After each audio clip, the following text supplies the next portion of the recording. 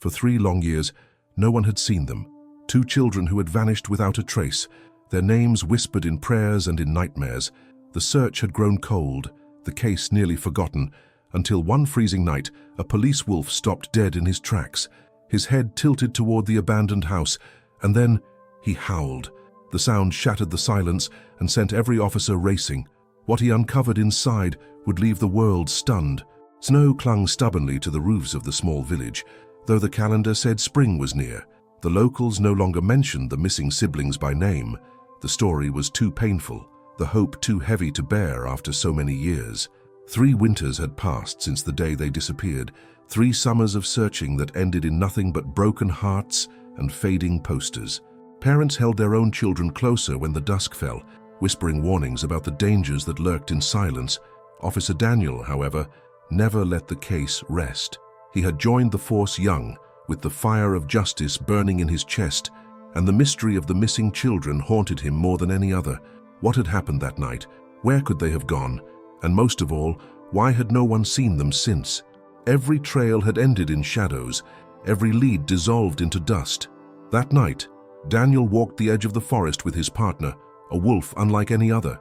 Trained as a police canine but wilder, sharper, his instincts had saved lives before. Locals often whispered that the animal wasn't just trained, but gifted, as if he carried the memory of the forest in his blood. Daniel trusted him more than anyone. The moon hung low, casting pale light across the broken road when the wolf froze, his ears pricked forward, his nose flaring at the air. Then, without warning, he threw his head back and released a long, piercing howl. The sound echoed off the trees, raw and commanding, a signal that could not be ignored. Daniel tightened his grip on the leash, his heart pounding. The wolf dragged him toward an old house at the edge of the clearing, an abandoned structure long left to rot. Its windows black holes, its door half broken. Everyone had dismissed it years ago, one of many places already searched and cleared. But tonight the wolf was relentless, teeth bared, fur bristling, eyes locked on the shadows within. Daniel raised his hand to call in backup, his voice low and urgent. Something's inside. He didn't yet know that behind that rotting door lay the secret that would break the case wide open and change everything for the missing children. The abandoned house loomed against the tree line like a scar left behind by another time. Its stone walls were cracked, moss climbing over them like veins, and the wooden shutters swung loose in the wind. Most officers had walked past it years ago, dismissing it as too obvious, too ordinary. Yet now, with the wolf straining at his leash and howling into the night, the building pulsed with menace, as if it had been holding its breath all along. Daniel raised his hand. Flashlights. Quiet. His voice was firm, but inside his chest, his heart hammered like a drum. 2 younger officers approached, their beams cutting through the dark. The wolf growled low, his fur bristling. The front door was locked with a heavy iron bar, newer than the rest of the decaying structure. That detail alone made Daniel's stomach turn. Someone had been here, and not long ago. He motioned for one officer to pry it loose. The wood groaned, the lock gave way, and the smell hit them immediately. A mix of damp rot and something sour, like stale air trapped too long. The wolf surged forward, almost pulling the leash from Daniel's hand. His nose skimmed the ground, then darted left toward a set of stairs leading down. The officers exchanged glances. "The basement," one whispered. Daniel nodded grimly. "Move!" The stairs creaked beneath their boots, each step protesting with a sharp snap of old wood. The deeper they went, the colder the air became, biting through their uniforms. Daniel's flashlight beam swept across the walls, claw marks, faint but unmistakable, scratched into the stone. He stopped, his blood running cold. These weren't animal tracks. They were small, human-sized scratches, ragged from fingernails, scraping desperately. One of the younger officers swore under his breath. "No, it can't be." The wolf pressed ahead, his ears flat, his body taut with urgency. At the base of the stairs stood a door of thick oak, bolted shut from the outside. Daniel crouched low, inspecting the lock. It was sturdy, newer than the wood, its iron sheen still fresh. Someone had gone to great lengths to keep this door closed, not to keep intruders out, but to keep something in. "Listen," Daniel whispered. At first, there was nothing. Then, faint as a breath, came the sound, a shuffle, a muffled whimper. Daniel's stomach clenched. He turned to his men. "They're alive." The wolf pawed at the door, whining sharply now, his entire body pressed against the wood as if he could tear it down himself. The officers worked quickly, crowbars biting into the frame. Each strike echoed like a gunshot in the still night, rattling through Daniel's bones. He prayed they weren't too late. Finally, with a wrenching crack, the lock split. The door swung inward, groaning. For a moment, their beams revealed only darkness. Then the light caught movement. Two small figures huddled against the far wall, blinking against the sudden glare. Gasps filled the air. The children, thin, pale, eyes wide with terror, flinched at the intrusion. The boy, no older than 10, clutched his sister, who looked younger still. Their faces were gaunt, their skins streaked with dirt, but their eyes burned with something Daniel hadn't seen in years. Life. "Easy," Daniel said, his voice breaking despite himself. He lowered his flashlight, kneeling slowly so he wouldn't tower over them.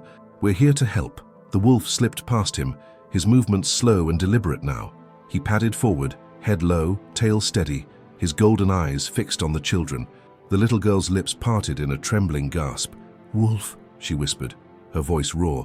But instead of shrinking back, she reached a frail hand toward him. The wolf pressed his muzzle gently into her palm.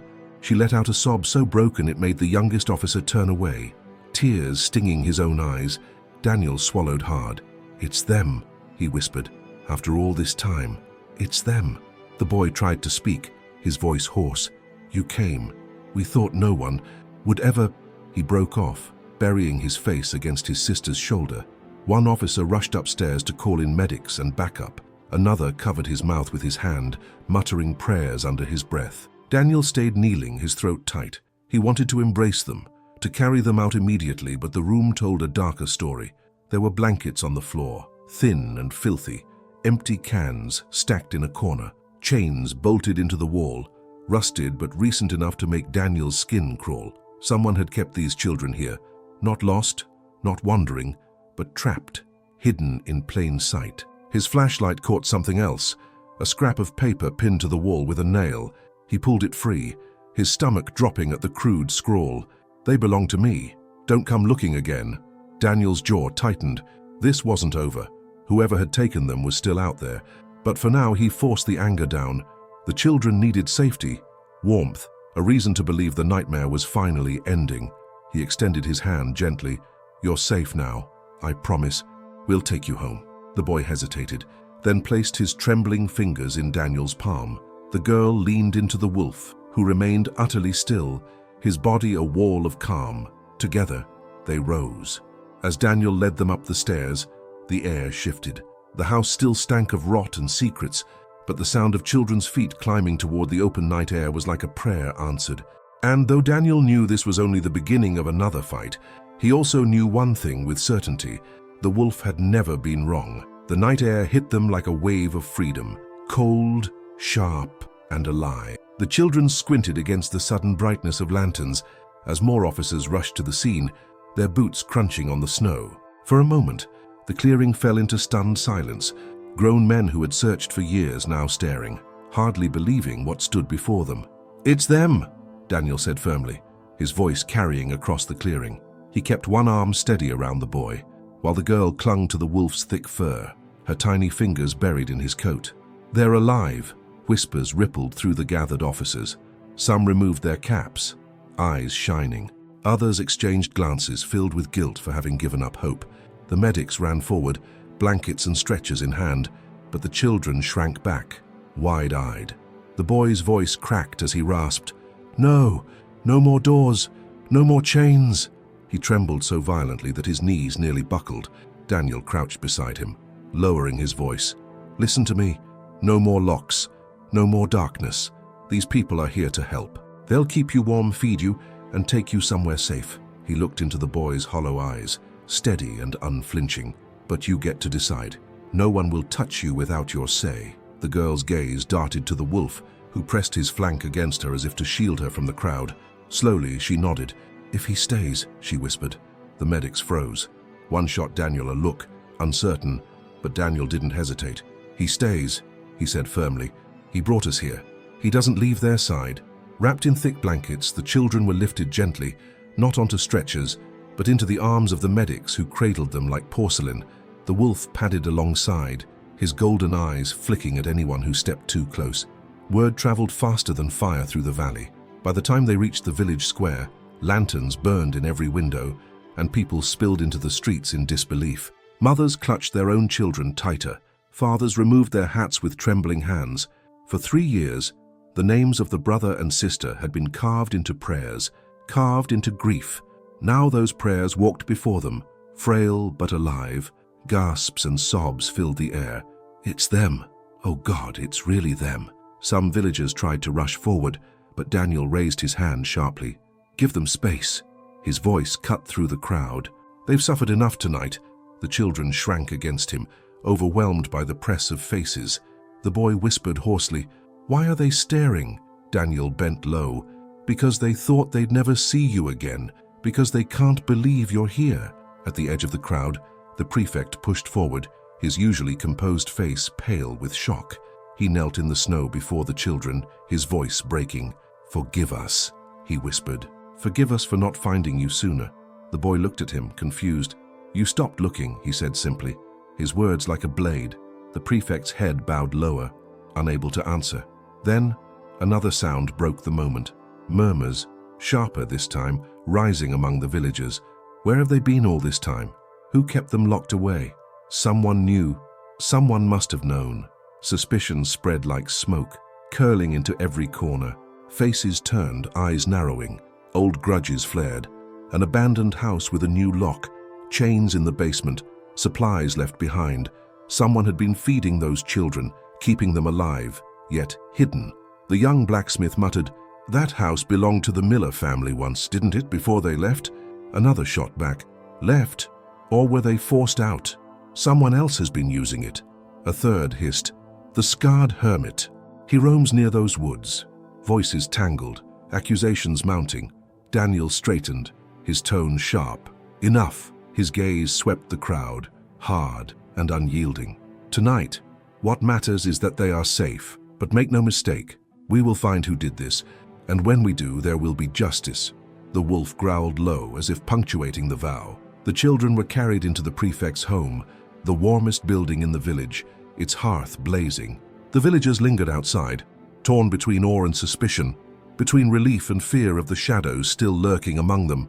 Inside, the medics examined the children carefully. Their wrists bore faint scars, their skin pale from years without sunlight, their stomachs shrunken from hunger. Yet somehow they had survived. Every time the girl whimpered, the wolf pressed closer, his presence calming her. Even hardened medics exchanged looks of wonder. They had never seen such trust between wild beast and child. As the fire crackled, the boy lifted his head. His voice was quiet, but steady. "He used to come at night." Daniel leaned forward. "Who?" The boy's eyes darted to the window, to the dark forest beyond. "The man. He brought food. He said no one wanted us anymore, that we were his now." The room chilled despite the roaring fire.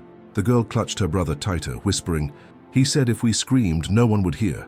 Daniel's jaw tightened, his fists curling. Around him, the officers' faces hardened. Whoever this man was, he had kept 2 children imprisoned in darkness for 3 years. He was still out there. The wolf rose suddenly, his head tilting toward the door. A low rumble built in his chest. Daniel followed his gaze, his pulse quickening. Somewhere outside, beyond the murmuring crowd, a shadow moved against the tree line, watching, waiting. The nightmare wasn't over. It had only just stepped into the open. The prefect's house, usually a place of warmth and hospitality, had turned into a fortress. The fire blazed. The children sat wrapped in blankets near the hearth, and yet the air was cold with tension. Officers stood at every door, hands on their weapons, scanning the night. Outside, the villagers clustered in small groups, their voices rising in heated whispers that spilled through the cracks of the shutters. They were alive all this time. Someone here knew. Someone must have known. Maybe the man still walks among us. Suspicion spread like a disease, and every passing shadow became a threat. Mothers clutched their children tighter. Fathers argued in hushed tones, and the older folk crossed themselves each time the wolf's howl drifted from the forest. Inside, Daniel paced. His jaw was tight, his thoughts spinning like a storm. The boy's words echoed in his mind. He came at night, He said we were his. Whoever had held them wasn't just a stranger. He had been close enough to slip in and out without being seen. The young officer, Thomas, finally spoke. "Sir, if he fed them for 3 years, someone would have noticed supplies missing. Food, clothes, tools.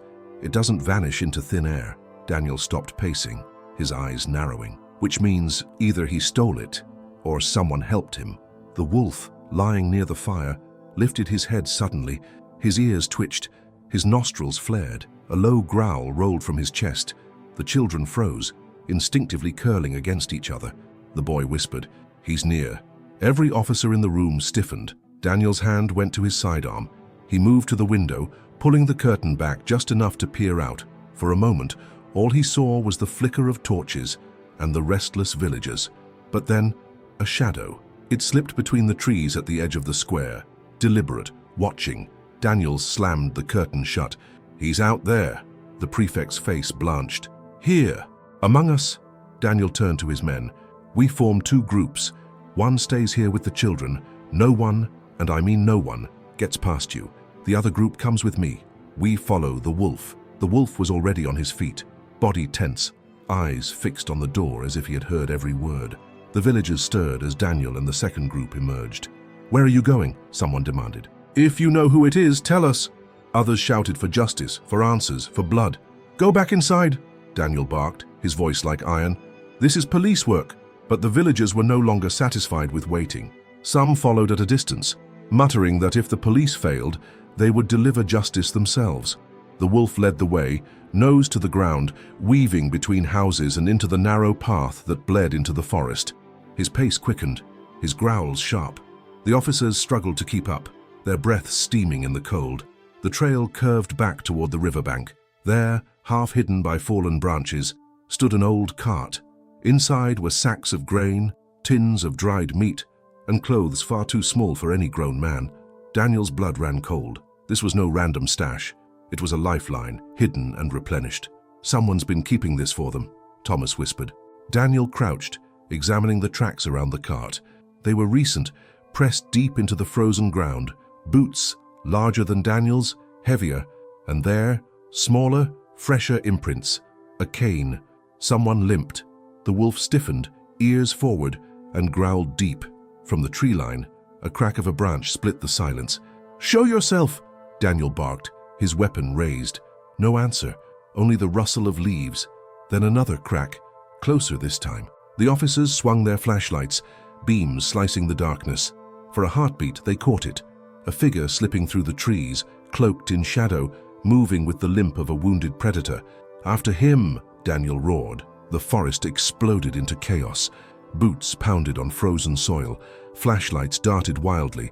Shouts echoed into the night. The wolf lunged ahead, his howl ripping through the trees like a signal of war. The villagers who had followed from a distance froze at the sound. Some gasped. Others fell to their knees, crossing themselves. "It's him," one muttered. "The devil himself." Back in the prefect's house, the children stirred restlessly, sensing the shift in the air. The girl clung to the wolf's empty spot by the fire, whispering, "He knows they're coming." The boy's eyes darkened. "He won't stop. He said we'd never belong anywhere else." The officers pushed deeper into the forest, the trail fresh, the figure always just ahead. Daniel's breath burned in his chest, but his resolve never faltered. This wasn't just about finding a criminal anymore. It was about ending a nightmare that had poisoned the valley for 3 years. And yet, with each step, a grim truth sank deeper into his gut. This man knew the forest better than any of them. Every path, every hollow, every shadow. If they weren't careful, they would become the hunted. The wolf paused suddenly, hackles raised, a growl vibrating through the air. The officers froze, their flashlights darting wildly. The forest was silent now, too silent. Daniel's pulse thundered. The figure was close, watching, waiting, and in that moment he understood the real battle had only just begun. The forest swallowed them whole. The torches and lanterns from the village were far behind now, and only thin beams of flashlights cut through the dark, bouncing off the frost-glazed branches. Daniel's breath steamed in the cold, his boots crunching over the snow as he kept his weapon steady in front of him. Every sense screamed that they were being watched. The wolf padded ahead, silent and precise, his nose low to the ground. His body moved with a taut energy that Daniel had come to trust. When the animal stiffened, danger was always close. Tonight, he was a wire ready to snap. "Careful," Daniel whispered to his men. "He's leading us straight into the fox's den." A crack echoed from the left. Flashlights swung, weapons lifted, but nothing, just the skeletal branches shifting in the wind. Another sound, this time from the right. A crunch, deliberate. The figure was circling them, playing with them like prey. Suddenly, Thomas stumbled forward. His boot caught on something taut. A metallic snap split the night. Daniel lunged, dragging him back just as a spiked log swung down from a tree, slamming into the ground where Thomas had stood. The impact sent snow and dirt flying, the wood shuddering with force. "Trap!" someone shouted. They swung their lights upward. More contraptions hung in the branches. Ropes, sharpened stakes, stones balanced precariously. The man had prepared this place like a hunter's playground. He knew they'd come. He'd wanted them to. Thomas's face was pale, sweat beading on his brow. "He could have killed me." Daniel's jaw tightened. "No, he wanted to scare us, keep us chasing shadows." He turned to the others. "Stay sharp. Don't trust the ground. Don't trust the trees." The wolf growled low, then darted forward, pulling Daniel with him. They followed a narrow path between two boulders, the tracks in the snow fresh and heavy. The limp was clear, one boot dragged slightly, leaving uneven marks. "Close now," Daniel murmured, but the forest shifted again, a loud crack, then a whistle, shrill and mocking. It wasn't an animal, it was him, the man. He was signaling. The wolf barked sharply, fur bristling, and lunged left. The officers stumbled after him, crashing through the undergrowth. Ahead, a shadow moved between the trees, tall, cloaked, limping but fast. "There!" Daniel roared. "Don't let him slip!" They gave chase, hearts pounding. Branches whipped their faces, roots snagged their boots, but adrenaline drove them on. The figure glanced back once, his face hidden by the hood, then vanished behind a ridge. The wolf surged ahead, cresting the ridge first. Daniel scrambled up after him and froze. Below lay a narrow clearing where the snow had been disturbed, shoveled aside to reveal bare earth. In the center, a pit yawned, covered with branches and dirt. Daniel barely had time to shout before the officer behind him stepped forward. The ground gave way. With a scream, the man plunged into the pit, crashing against sharpened stakes below, his cry cut short. Blood darkened the snow at the edges. "Medic!" Thomas shouted, his voice cracking. Daniel's throat clenched. He knelt at the rim, shouting into the pit, but the man was gone. The trap had been made to kill, and it had done its work. The forest was silent again, as if mocking them. The hooded figure was gone, swallowed by the night. "Sir," Thomas said hoarsely, "he's not just hiding, he's hunting us." Daniel's fists clenched until his knuckles went white. He turned, his voice cold and sharp. "No, he's taunting us, but he made a mistake tonight. He showed himself. He led us here. That means he's desperate or arrogant. Either way, we'll use it." The wolf whined softly, pacing at the edge of the clearing, his nose pressed to the ground. He looked up at Daniel, eyes burning with urgency. Daniel nodded grimly. "He knows this forest better than us, but the wolf knows it better than him." He rose, his voice low but firm. "We don't stop. We don't rest. Tonight, we end this hunt before he claims anyone else." The men exchanged fearful glances, the memory of the fallen officer heavy in their hearts, but none backed down. They adjusted their weapons, tightened their grips on their flashlights, and fell back into formation. The wolf howled once, sharp and piercing, the sound slicing through the night. It wasn't a cry of despair, it was a declaration. The hunt wasn't over. It had only just begun, and as the echo faded, every man in that forest knew the truth. Before dawn, either they would catch the shadow that had haunted their valley for 3 years, or the shadow would consume them all. The forest closed around them like a living maze. Each path twisted into another. Each hollow seemed to lead them in circles, yet the wolf never faltered. His nose skimmed the ground, his muscles tight with certainty. Every few minutes, he stopped, ears pricked, then moved again, leading them deeper into the heart of the woods where even seasoned hunters rarely went. Daniel kept pace at his side, his jaw set, his breath frosting in the air. Behind him, Thomas and the others trudged on, their faces pale. No one spoke of the man they'd lost in the trap. The grief was there, heavy in their steps, but fear had hardened into resolve. Whoever the cloaked figure was, he had turned the forest into a graveyard. They would not let him escape again. The wolf slowed as the ground began to slope downward. Snow thinned here, replaced by patches of dark earth and jagged roots. Daniel's flashlight beam caught faint impressions in the soil, boot tracks, uneven from a limp. They were fresh. "He's close," Daniel whispered. The wolf gave a low growl, then pushed forward until they reached a rocky outcrop half hidden by thick pines. From a distance, it looked like nothing more than a tumble of stone, but as Daniel drew closer, he saw it, a narrow opening between the rocks, half concealed by branches. Smoke, faint and bitter, curled from within. Daniel signaled for silence. He crouched low, pulling the branches aside. The air that seeped out was warmer, heavy with the stench of unwashed clothes and something else. Salted meat, burnt wood. Someone had been living here. "Spread out, surround it," Daniel ordered.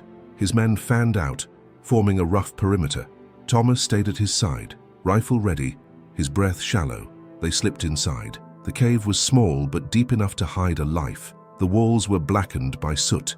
A crude fire pit dug into the ground. Piles of blankets lay against one wall, ragged and stained. Empty cans, gnawed bones, and cracked jars littered the floor.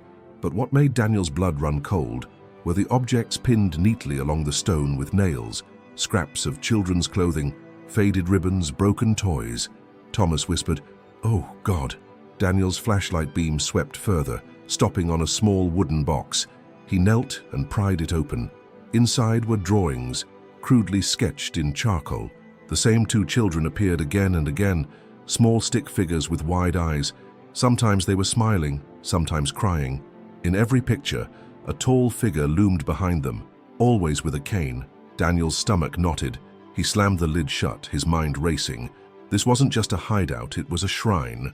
The wolf growled suddenly, his ears flat, his gaze fixed on the back of the cave. Daniel swung his light there and saw another tunnel, narrower, twisting deeper into the rock. The tracks led straight into it. "He's here," Daniel whispered. Before they could move, a voice echoed from the darkness, raspy, mocking. "You shouldn't have come." Every muscle in Daniel's body tensed. "Step out where we can see you," he barked. A low chuckle slithered back. "You think you've saved them? They're not yours. They'll never belong to you. They were mine, and they'll come back to me." Thomas's hands shook on his rifle. Daniel raised his weapon, his voice steady. 3 years of chains and darkness. That ends tonight. The figure shifted deeper into the tunnel, just beyond the reach of their lights. The scrape of a cane on stone echoed, deliberate. "Do you know what it's like?" the voice sneered. "To be left behind, to be forgotten by your own people. They cast me out, but I found them. They needed me. I kept them alive when no one else cared. I gave them purpose." Daniel's throat burned with rage. "You stole their lives." The chuckle came again, softer this time. "No, officer. I showed them the truth. You call this village mercy. They had given up on those children. I never did."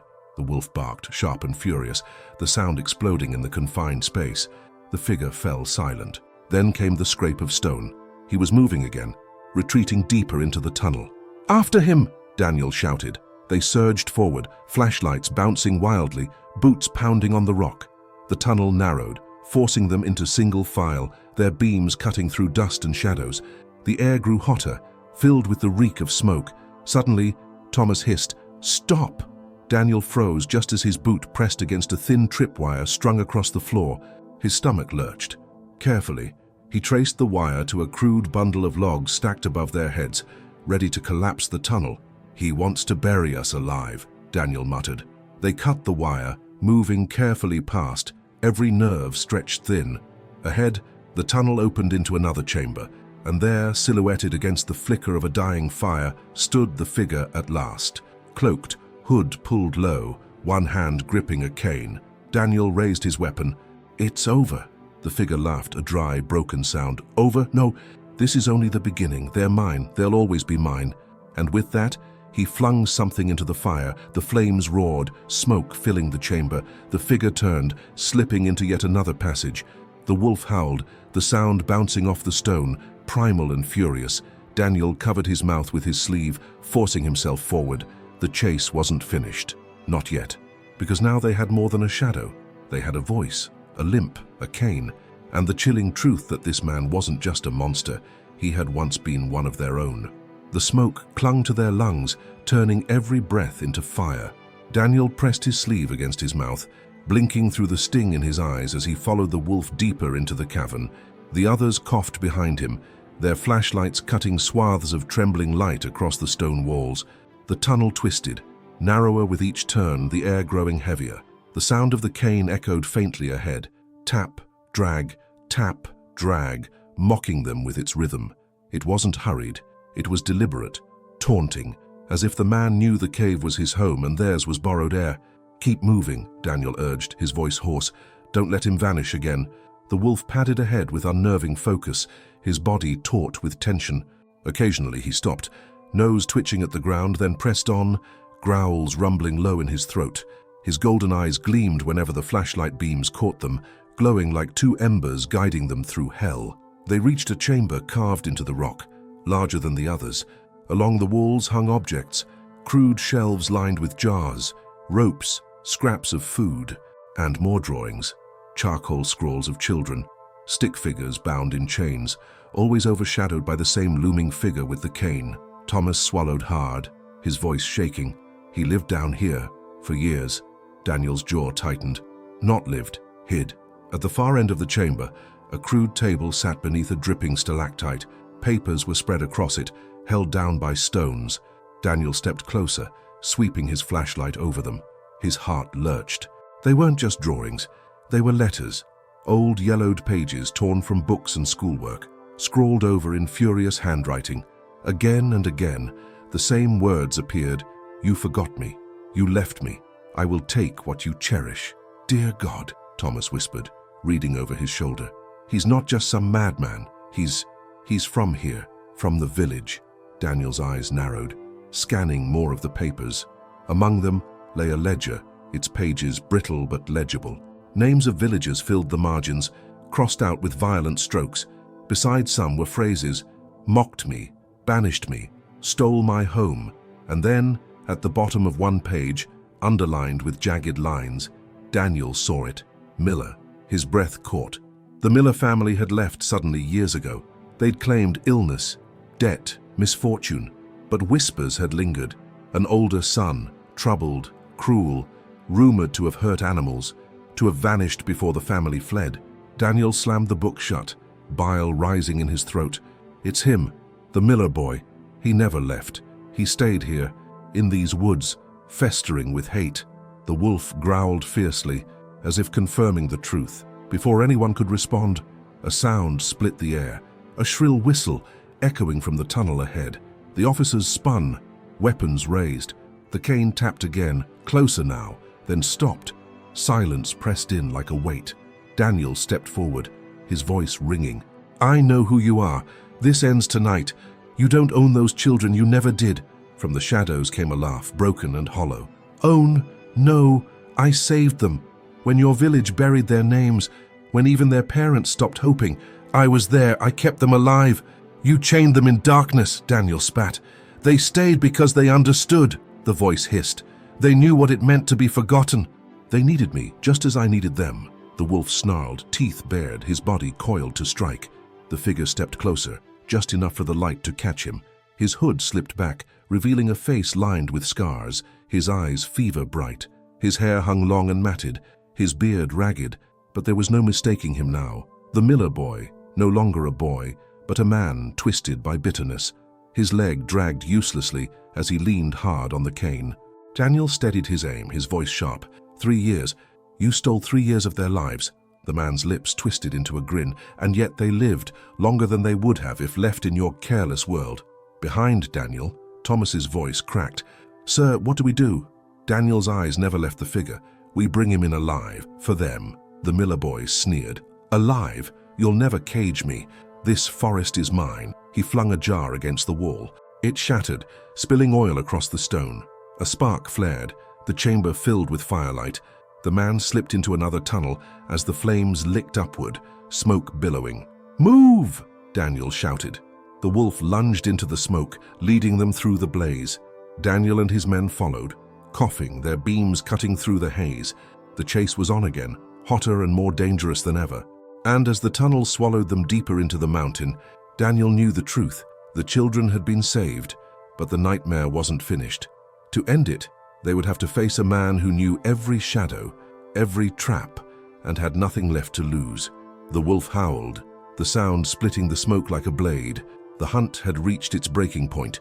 The tunnel sloped downward, slick with condensation, the smoke curling around them like grasping fingers.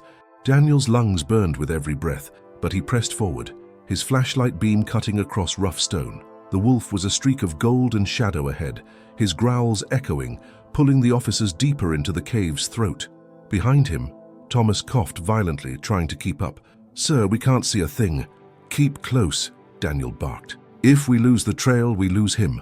The sound of the cane taunted them again. Tap, drag, always just far enough ahead to keep them moving, always retreating before they could close in. Daniel's jaw tightened. The miller wasn't fleeing. He was leading them somewhere.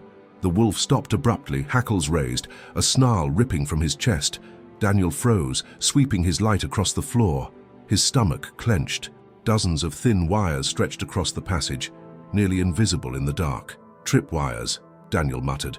He traced one with his beam, following it to a crude mechanism. Jagged rocks suspended overhead, ready to crush anything below. Another led to sharpened stakes, another to a pit covered with leaves and dirt. Thomas swallowed hard. He turned the whole cave into a slaughterhouse. Daniel knelt, carefully cutting the nearest wire with his knife. Not tonight. It took minutes, agonizing minutes, to disable enough traps to pass.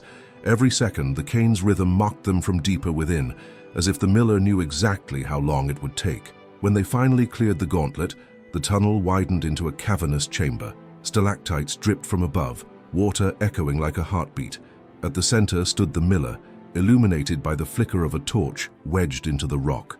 His cane glinted in the firelight, his shadow stretching long across the wall. "You followed well," he rasped, his grin twisted. "Better than most, but you won't leave." He struck the ground with his cane. A metallic clang reverberated. From the shadows, nets sprang upward, triggered by hidden mechanisms. One officer cried out as a net yanked him into the air, his rifle clattering to the ground. Another stumbled back, his arm tangled in rope. Panic rippled through the group. "Hold your ground," Daniel shouted, firing a shot into the air to cut through the chaos. The wolf leapt, teeth flashing, tearing through a net before it could entrap another man. The chamber filled with snarls, shouts, the sound of rope snapping. The miller laughed. The sound unhinged. "You think you can stop me? I've survived here alone while your world forgot me. This forest is mine. These caves are mine. And those children, they were mine too." Daniel's fury boiled over. "They were never yours. You stole them."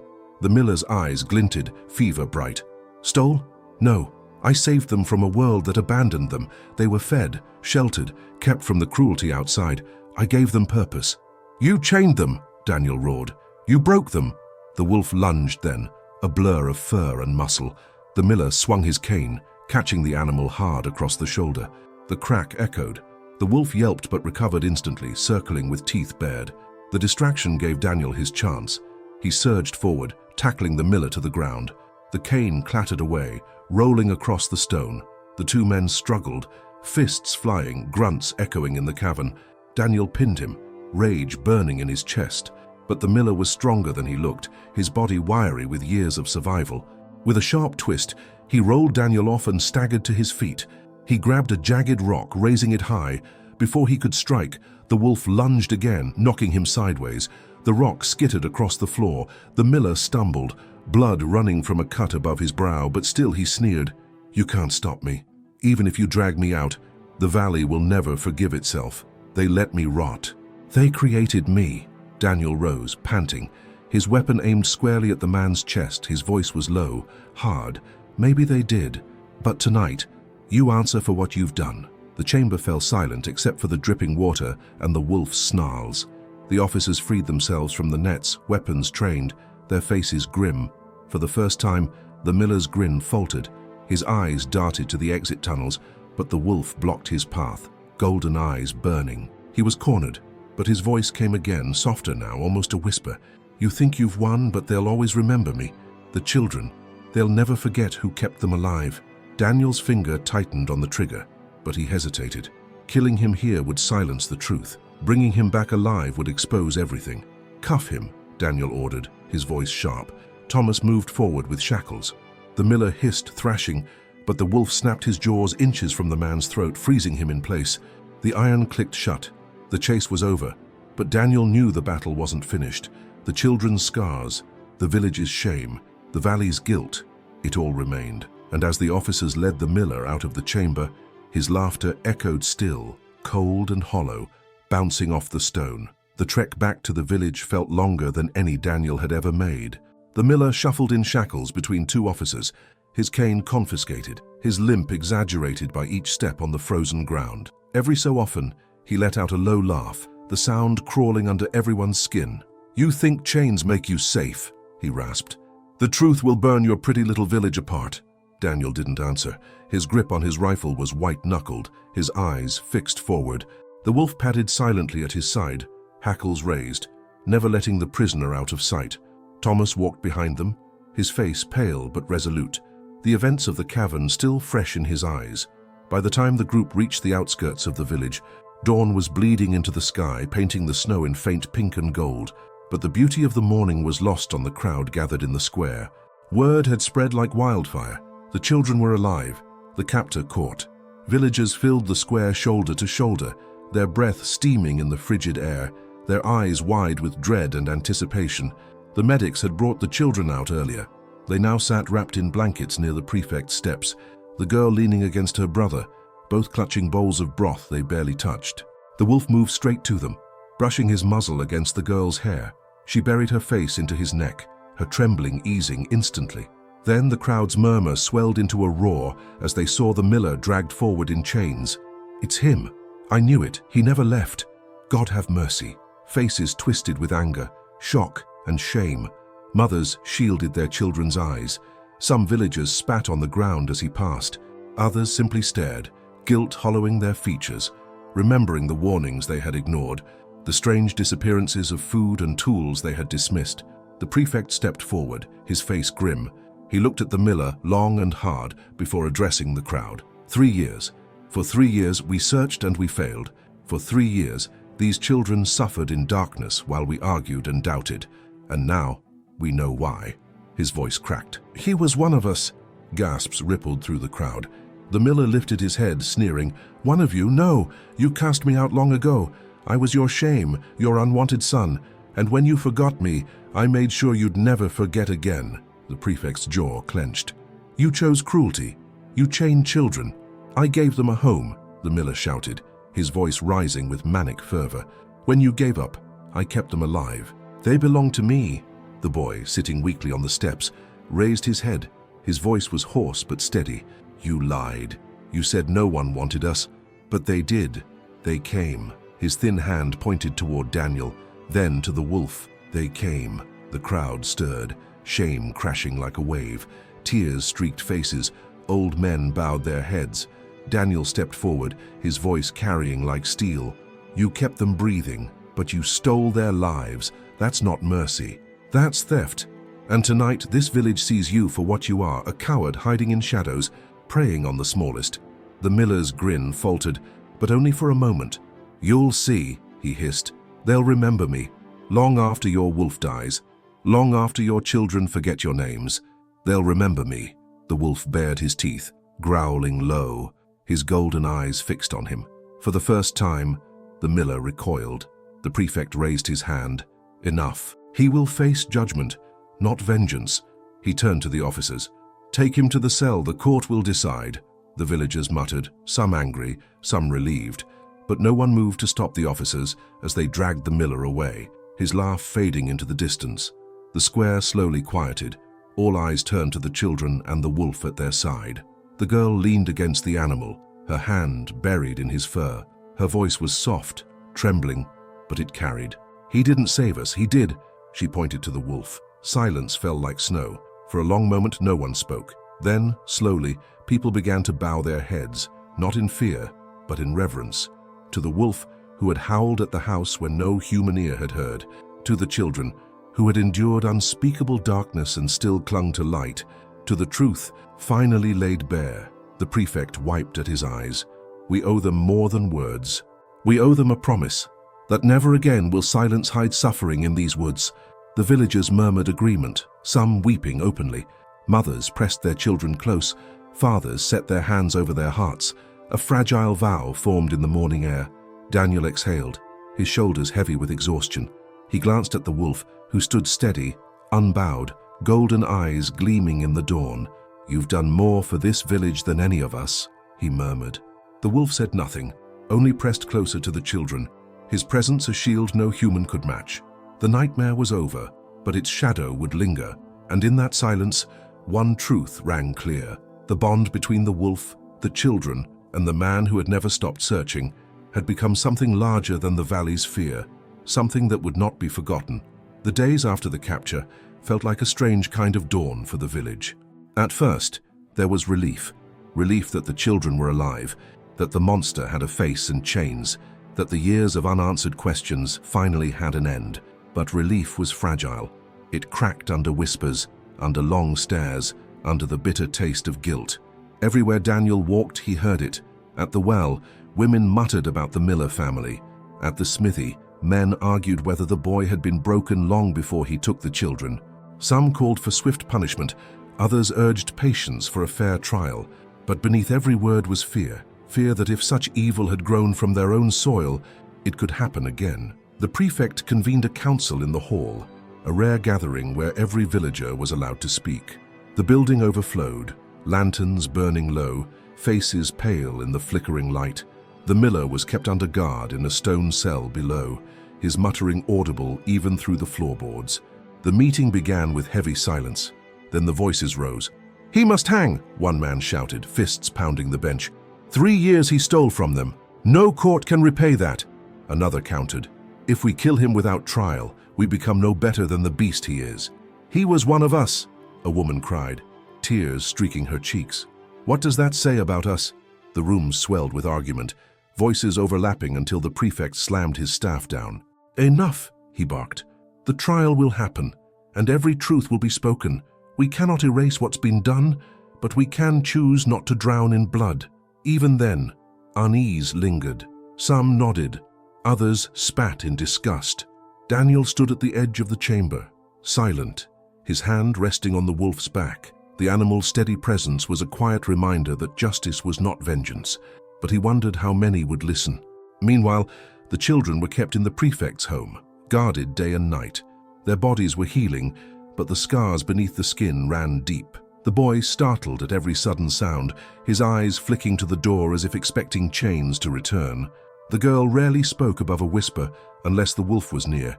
She would bury her face in his fur and sleep only when she felt his warmth pressed against her. Daniel visited them daily. He brought food, books, and a gentleness he hadn't known he possessed. Sometimes he told stories of the outside world, festivals they'd missed, the river thawing in spring, the stars bright over the ridge. The boy listened in silence, his expression unreadable, but the girl's eyes flickered with faint sparks of wonder. One evening, as the fire crackled, the boy spoke suddenly. He said no one wanted us. His voice was flat, but Daniel heard the weight in it. He said we were forgotten. Daniel's chest tightened. He crouched so they were eye level. "He lied," he said firmly. "People searched, people prayed, and I never stopped looking. You were never forgotten. Not for a day." The boy studied him for a long moment, then nodded faintly. It wasn't full trust, not yet, but it was the first step. Still, danger lingered. Strange things began happening in the village. The miller's old supporters, men who had whispered with him, shared drinks in secret, were now under suspicion. Tools vanished from sheds, food went missing from storage. Once, a fire broke out near the stables, quickly doused but leaving fear in its wake. Some villagers muttered that sympathizers were trying to free the miller. Others feared he had accomplices still hiding in the forest. The wolf sensed it too. He paced restlessly at night, ears pricked, growling at unseen shadows outside the prefect's home. Daniel slept in the hall nearby, his rifle within arm's reach. He knew the trial was coming soon, and with it, danger. A man like the miller wouldn't go quietly, and neither would those who believed his twisted words. The prefect confided in Daniel one night, his voice weary. "I fear the trial will tear us apart. Some want blood, Others fear what it will reveal about our past. Either way, I don't know if the valley will survive it. Daniel glanced at the children sleeping by the fire. The wolf curled protectively around them. His voice was steady.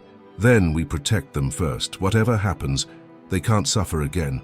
The prefect nodded, his shoulders heavy. As dawn broke the next morning, the valley prepared for what was coming. The council announced the trial would be held in 3 days, in the open square, so no one could claim secrecy or corruption. People gathered wood for benches, prepared documents, summoned witnesses. The air hummed with tension, every conversation a murmur of speculation. The miller, shackled in his cell, laughed when told, "A trial, you'll give me a stage. And when I speak, they'll remember who abandoned me long before I abandoned them." Daniel said nothing, only closed the cell door harder than necessary. The wolf, standing outside, growled low, his teeth bared. The pieces were set. The valley was a tinderbox, and the trial would be the spark. The morning of the trial broke cold and grey, a sky heavy with clouds pressing low over the valley. Villagers gathered in the square long before the prefect's staff struck the ground to call for silence. Benches creaked beneath the weight of men and women wrapped in cloaks. Children clung to their mothers, and whispers passed like wildfire. At the center stood a wooden platform hastily built during the last 2 days. Upon it, a chair bound with iron restraints, and seated there, shackled hands resting in his lap, sat the miller. His hair hung in matted strands, his beard thick and wild, but his eyes glittered with a kind of feverish pride. When Daniel led the wolf through the crowd, the murmurs shifted. The animal moved like a shadow of justice itself, his golden eyes fixed on the prisoner. The children followed closely, wrapped in clean clothes this time, their faces still pale but steadier than before.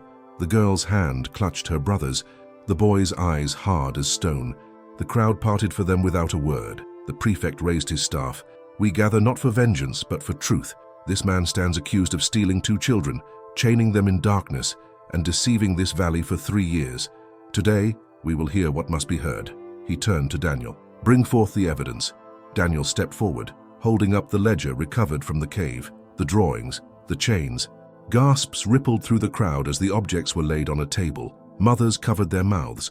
Fathers muttered curses under their breath. Then the prefect turned to the miller. "You may speak." A hush fell. The prisoner lifted his head, his voice rasping but sharp. "You all look at me as if I'm a monster, but where were you 3 years ago when these children vanished? You searched for a season, perhaps 2, then you gave up. You buried them in your hearts because it was easier than carrying their absence. I kept them alive. Without me, they would be bones in the forest." Shouts broke out. "Liar! Murderer!" But others shifted uneasily. His words cut too close to the truth. The prefect struck his staff for silence. The miller smirked. "You cast me out long before this. You whispered about me, called me cursed, unwanted. You made me what I am. And when I found those children, I saw myself in them, forgotten, abandoned. So I took them, not to hurt them, but to keep them, because you didn't deserve them." His words slithered into the air, coiling around the villagers' shame. Faces flushed with anger, but some lowered their eyes, unable to deny the guilt of having stopped searching.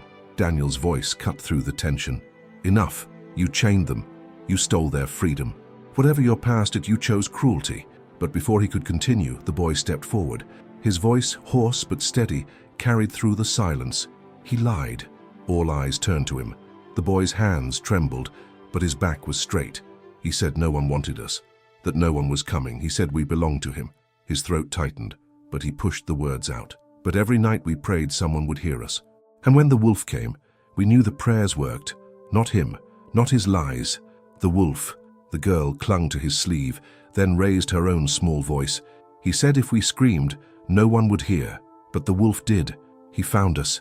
He saved us." The wolf, lying at their feet, lifted his head and let out a soft, piercing howl that carried across the square. The sound silenced even the harshest whispers. It was as if the valley itself was listening. The prefect's voice shook with emotion. "You see the truth. Whatever chains held these children, it was not fate. It was him. And now his words are nothing but poison." The miller leaned forward in his chair, his sneer faltering. "You'll regret this," he spat. "They'll grow and remember me. They'll remember who fed them." The boy's eyes blazed for the first time. "We'll remember you," he said coldly. But not the way you want. The crowd erupted, not in chaos, but in a roar of voices demanding justice. Some shouted for prison, others for death, but all agreed on one thing: he would never walk free again. The prefect lifted his staff high. The council will deliberate. Until then, he remains in chains. And let all here remember, silence breeds monsters. We will not be silent again. The guards dragged the miller from the platform, his curses echoing behind him. But the people's eyes no longer wavered. Their shame had found its voice and their fury its target. The children were led back toward the prefect's home, the wolf padding at their side, every step a shield. As they passed, villagers reached out, not to touch but to bow their heads, to whisper prayers, to weep for what had been taken and what had been returned. And for the first time in 3 years, hope flickered in the valley's heart. The trial had ended for the day, but the square refused to breathe easy. Villagers lingered in clusters, muttering, arguing, their faces flushed with a mixture of shame and fury. The guards dragged the miller toward the stone cell beneath the council hall, his chains clinking against the frozen ground. His head was bowed, his limp exaggerated, but Daniel's gut twisted. He knew the man wasn't finished. The wolf bristled, hackles raised, watching the prisoner with golden eyes that missed nothing. The children clung to Daniel's cloak, their small hands trembling but refusing to let go. "Is it over?" the girl whispered, her voice barely audible. Daniel glanced at the miller, then back at her. "Almost," he said, though his heart told him otherwise. As the guards reached the steps to the hall, it happened. With a suddenness that stunned the crowd, the miller lurched sideways, slamming his chained arms into one guard's chest. The man fell with a cry, his torch clattering into the snow. In the chaos, the miller's hand shot out, grabbing the torch and swinging it wildly. Sparks showered as the flame licked close to the wooden stalls nearby. Screams tore through the square. Villagers stumbled back as fire caught on dry timbers, flames leaping high in seconds. Children wailed, women dragged them away, men shouted for water. The miller's laughter rose above it all, harsh and wild. "You'll burn with me!" He shoved another guard aside and staggered toward the steps, the torch still in hand. His chains rattled, but his fury made him fast, feral.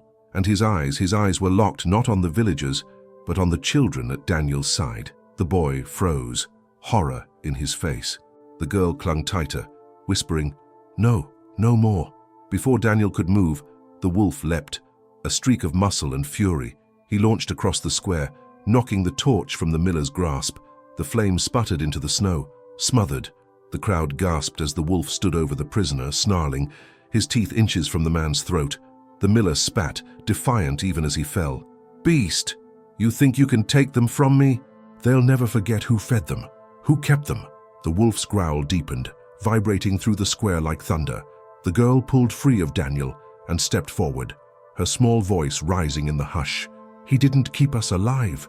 You did." She pressed her face into the wolf's fur, clinging to him. The animal lowered his head, pressing back gently. The miller's eyes widened. For the first time, something like fear flickered across his scarred face. Daniel surged forward, pinning the man down as guards swarmed to restrain him again. Chains bit into his wrists, irons clamped around his ankles. He thrashed, but the fight was gone, his body trembling beneath the wolf's weight. The prefect's voice rang out, shaking with fury. "Enough! He has shown his true self. Fire, lies, violence. He will never walk free again." The villagers roared in agreement, their earlier divisions forgotten in the face of the miller's madness. Men rushed to douse the flames with buckets, stamping out sparks before they spread. Mothers clutched their children close, whispering prayers of thanks that the wolf had leapt when he did. Dragged back into the cell, the miller's voice echoed from the darkness, shrill and broken. "They're mine. They'll always be mine." His words faded into the stone, hollow and powerless. In the square, the children collapsed against Daniel, sobbing. He wrapped his arms around them both, his voice rough. "You're safe. He can't hurt you again." The wolf sat close, watchful, his flank pressed against the children's sides. His golden eyes never left the council hall door, but his body was steady, protective. The villagers watched in awe, fear of the beast melting into something else entirely. Respect, gratitude. The prefect, pale and shaken, stepped forward. "Let it be known," he declared, that justice lives not in chains nor in fire, but in truth. And tonight, the truth was guarded by a wolf.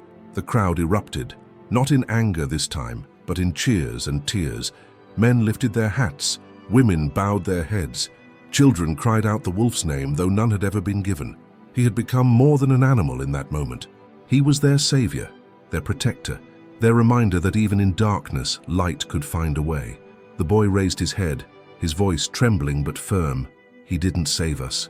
You did," he said to Daniel, then looked at the wolf. "Both of you." Daniel's throat tightened.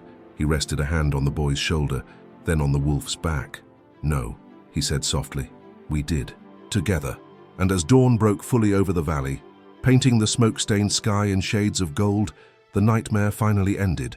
The miller was caged, the children free, and the wolf's howl rose once more, not a cry of warning this time, but of victory. The square still reeked of smoke, but dawn's first light cut across the rooftops, painting the scene in hues of gold and grey. The villagers stood in silence, all eyes locked on the center where the wolf, the children, and Daniel formed a single, unshakable image. For a heartbeat, time itself seemed to halt, until the council hall doors slammed open.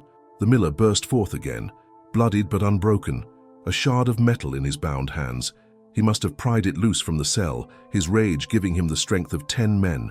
His eyes burned with madness, and his voice cracked like a whip. "If I cannot have them, no one will." The crowd screamed as he lunged straight for the children. The boy froze, paralyzed with terror, while the girl whimpered, clinging to Daniel's coat. The shard glinted in the morning light, raised to strike, but the wolf was faster. He launched himself with a roar of fury, colliding with the miller in mid-air. The two crashed into the snow, rolling, the shard flying from his grasp. Teeth bared, the wolf pinned him down, snapping inches from his throat. The miller thrashed, kicking wildly, his chains rattling like the death knell of a madman. "Kill the beast!" he shrieked, spittle flying, eyes bulging with desperation. "It doesn't belong! None of you do!" The wolf snarled, pressing harder, until the miller's cry broke into a strangled gasp. Guards surged forward, Daniel at their lead, pulling the man back and slamming him to the ground. Shackles clamped tighter, irons locked over his arms and legs until he could no longer move. His scream turned hollow, his fury gutted, his voice collapsing into a broken rasp. The square went silent again, until the boy stepped forward. His knees shook, his voice cracked, but the words carried like thunder. "You don't own us." "You never did." The girl followed, her small hands gripping the wolf's fur. "He's ours now, our protector, not you." The miller's eyes widened, and for the first time in years, he looked powerless. The villagers gasped as the wolf stood tall beside the children, his chest heaving, his golden gaze fixed on the man who had once enslaved them. In that moment, the truth was undeniable. A beast had done what no man had dared. The prefect's voice trembled as he raised his staff high. "The judgment is final. He will never again breathe free air. By his chains, we are freed. By their voices, we are redeemed." The villagers roared in unison, the sound echoing across the valley. Men lifted their fists. Women wept openly. Children clung to their mothers and pointed in awe at the wolf.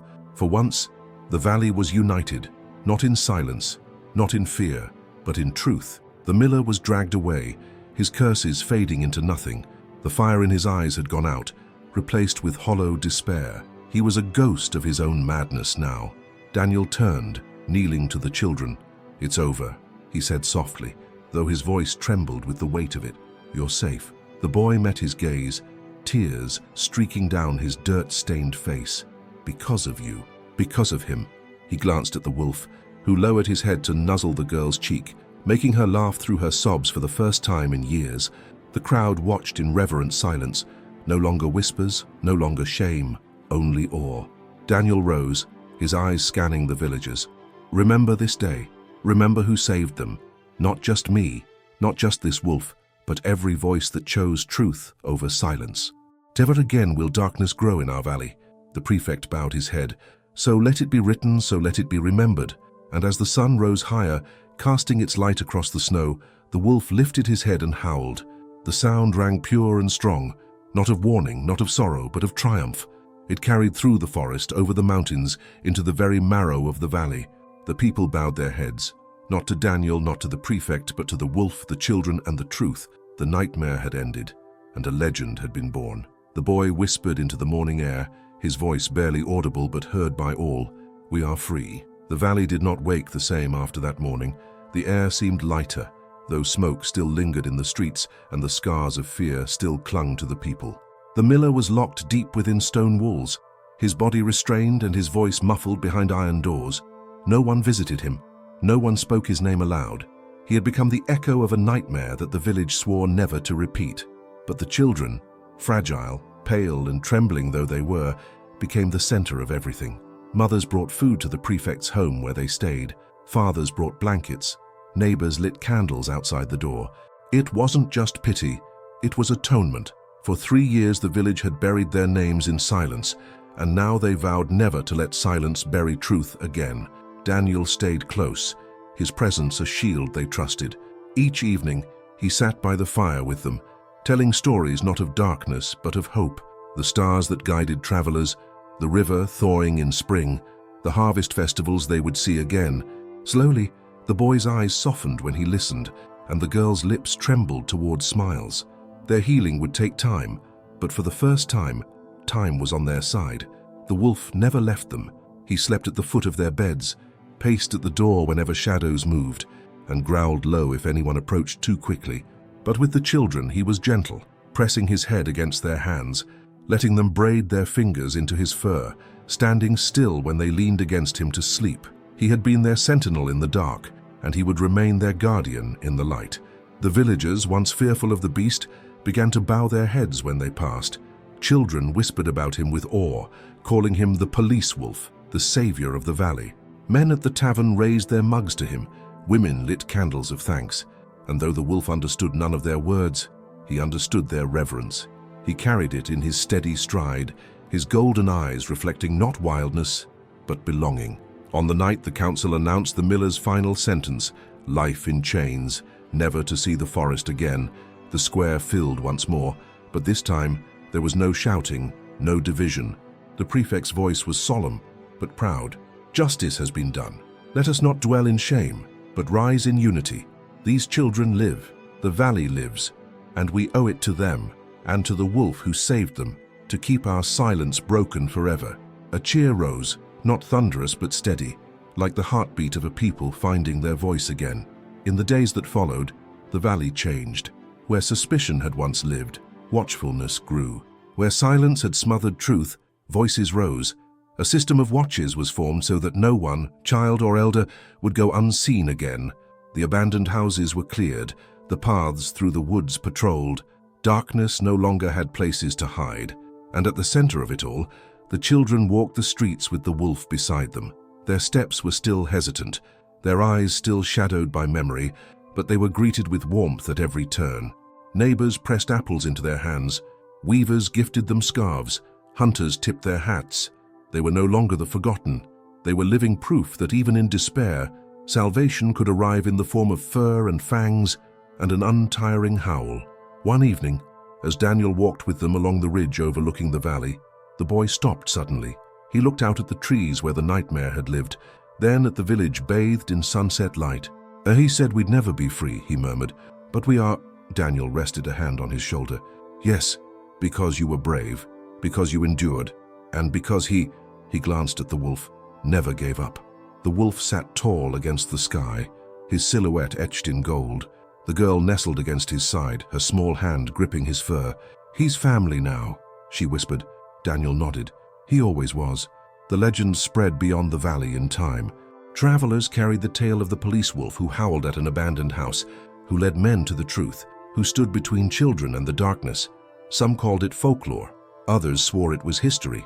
But in the valley it was more than both. It was memory. And each night, when the stars burned bright over the mountains, the wolf lifted his head and howled, not in warning, not in sorrow, but in victory.